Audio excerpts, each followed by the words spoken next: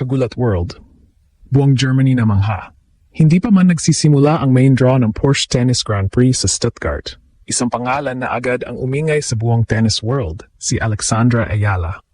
Ang 20-anyos na Pinay sensation ay biglang naging sentro ng usapan matapos mag-viral ang kanyang practice session laban sa isa sa pinakamalalaking bituin ng tennis ngayon, si Coco Gauff. Practice pa lamang iyon, ngunit ang atmosphere ay parang finals ng isang malaking tournament. Sa mga video na kumalat sa social media, makikita ang matitinding rallies ng dalawa sa practice court. Malalakas na forehand exchanges, mabilis na galaw sa clay, at rally pagkatapos ng rally na parang totoong laban na sa WTA Tour. Ngunit ang mas nakakagulat ay ang crowd. Hindi ito simpleng practice na tahimik. Tinumog ng mga fans ang paligid ng practice courts. May mga German tennis fans, international media, at siyempre ang malakas na presensya ng Filipino community sa Germany. Sa bawat panalong rally ni Alex, may sigawan at palakpakan mula sa audience. Sa loob lamang ng ilang oras, ang practice clip ay naging trending topic sa tennis community. Maraming fans ang nagsabi na parang preview na ito ng isang future blockbuster matchup sa WTA Tour. Ang mas nakakabilib, si Alex ay hindi lamang nakipagsabayan kay Gauff. Ipinakita niya ang kanyang aggressive baseline game, mabilis na footwork sa clay, at ang confidence ng isang player na alam na kaya niyang makipag-rally sa mga pinakamahusay sa mundo. Sa parehong training block, nakapag-practice rin siya kasama si Iga Swiatek, isa sa mga pinaka-dominant na players sa clay court sa kasalukuyan. Para sa maraming fans, malinaw ang mensahe, hindi na lamang si Alex isang rising prospect. Unti-unti na siyang nagiging bahagi ng elite circle ng WTA Tour. Sa loob ng Porsche Arena sa Stuttgart, nagsimula ang practice session na walang sinuman ang inaasahang magiging malaking usapan sa buong tennis world. Ngunit nang pumasok sa court sina Alexandra Ayala at Coco Gauff, biglang nagbago ang eksena. Ang dapat sana ay simpleng warm-up rally ay naging parang mini-spectacle. Fans na naglalakad sa practice area ay biglang huminto upang manood. May mga kumuha ng upuan at may mga naglabas ng cellphone upang i-record ang bawat rally. Ilang minuto lamang ang lumipas at halos puno na ang practice court. Sa mga kumalat na video, makikita ang mataas na kalidad ng kanilang rally. Si Gauff, isa sa pinaka-dynamic na player sa WTA Tour, ay naglabas ng kanyang signature speed at defensive ability. Ngunit ang mas kapansin-pansin ay ang composure ni Alex. Hindi siya mukhang intimidated. Sa halip, lumalaban siya sa bawat rally at may mga pagkataon pa na siya ang nagdidikta ng pace na exchange gamit ang kanyang powerful left-handed forehand. Ang clay court sa Stuttgart ay medyo mabilis kumpara sa outdoor clay tournaments, kaya pabor ito sa mga aggressive baseliners. Dito lalong lumabas ang strength ng laro ni Alex. Sa bawat panalong rally niya laban kay Gauff, may maririnig na reaction mula sa crowd. Isang indikasyon na ang audience ay hindi lamang nanonood kundi talagang invested sa moment. Ang presensya rin ni Iga Swiatek sa parehong practice block ay lalong nagdagdag ng excitement. Para sa isang 20-anyos na player mula sa Pilipinas, ang makasabay sa ganitong klase ng training environment ay napakalaking oportunidad. Hindi ito basta practice lamang. Ito ay immersion sa elite level ng women's tennis. Sa bawat rally at bawat exchange ng bola, parang unti-unting pinapatunayan ni Alex na hindi siya nandito bilang bisita lamang sa tournament. Nandito siya bilang isang tunay na competitor.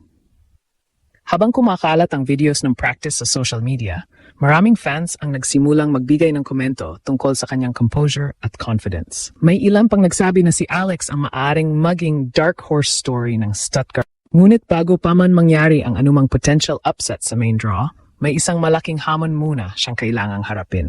At iyon ay ang kanyang opening match laban kay Leylah Fernandez. Kung ang viral practice session ay nagsilbing preview ng potential ni Alex, ang tunay na pagsusulit ay mangyayari sa opening round ng Porsche Tennis Grand Prix. Ang kanyang kalaban ay si Leylah Fernandez. Para sa maraming tennis fans, ito ang isa sa pinaka-interesanteng matchups ng first round. Parehong left-handed players, parehong kilala sa aggressive baseline style, at pareho ring may malalim na koneksyon sa Filipino heritage. Si Fernandez, na naging finalist ng US Open noong 2021, ay matagal nang kinikilala bilang isa sa mga pinaka-dynamic na competitors sa WTA Tour.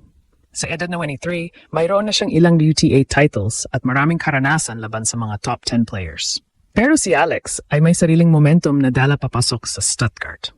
Sa buong 2026 season, nagpakita siya ng mga breakout performances sa ilang malalaking tournaments at nagpakita ng matinding laban-laban sa mga elite players sa tour. Ang kanyang laro ay patuloy na nag-i-evolve. Mas malakas na ang kanyang serve, mas consistent ang kanyang ground strokes, at mas confident ang kanyang decision-making sa mahabang rallies. Ito ang dahilan kung bakit maraming analysts ang naniniwala na ang matchup na ito ay maaring maging isa sa pinaka-competitive battles sa opening round ng tournament. Kung manalo si Alex laban kay Fernandez, posibleng mas malaki pang hamon ang naghihintay sa kanya sa susunod na round. Dahil sa draw ng tournament, may posibilidad na makaharap niya ang isa sa mga top seeds ng event, kabilang ang kanyang practice partner na si Coco Gauff. Isipin mo ang storyline. Practice partners ngayon, posibleng magkalaban bukas. Ito ang klaseng narrative na gustong-gusto ng tennis fans. Ngunit higit pa sa drama ng draw, ang presensya ni Alex sa Stuttgart ay may mas malaking kahulugan para sa Philippine tennis. Sa loob ng maraming taon, bihira ang mga Filipino players na makapasok sa main draws ng malalaking WTA tournaments. Ngayon, hindi lamang nakapasok si Alex, siya pa ang nagiging isa sa pinaka-pinag-usapang players sa event. Ang viral practice videos, ang crowd support, at ang media attention ay patunay na may kakaibang energy na dala ang batang Pinay sa tour. At kung magpapatuloy ang kanyang trajectory, ang Stuttgart Tournament ay maaring maging isa sa mga mahalagang yugto sa kanyang mabilis na pag-angat sa world tennis stage. Ngunit bago mangyari ang anumang Cinderella run, may isang laban muna na magdedesisyon kung hanggang saan aabot ang kanyang kwento sa tournament na ito. At doon magsisimula ang tunay na laban. Sa opening round, sa harap ng libo-libong fans sa Stuttgart at sa harap ng buong mundo na ngayon ay nakatingin kay Alex. Sa mas malalim na pagsusuri, ang viral practice moment ni Alex sa Porsche Tennis Grand Prix ay hindi lamang simpleng social media hype. Ito ay malinaw na indikasyon ng mabilis na pag-angat ng kanyang reputasyon sa loob ng WTA Tour. Kapag ang isang racing player ay nakakapag-practice ng sabayan sa mga established stars tulad ni Coco Gauff at Iga Swiatek, kadalasan ay ibig sabihin nito ay kinikilala na siya bilang seryosong competitor sa pinakamataas na level ng women's tennis. Para sa isang 20 anyos na atleta mula sa Pilipinas, ang ganitong exposure sa elite training environment ay napakalaking advantage. Makikita rin sa reaksyon ng crowd sa Stuttgart na may lumalaking global curiosity tungkol sa laro ni Alex. Ang kanyang aggressive left-handed baseline style, mabilis na movement sa clay, at composure laban sa top players ay nagbibigay ng impresyon na handa na siyang makipagsabayan sa mas malalaking pangalan sa tour.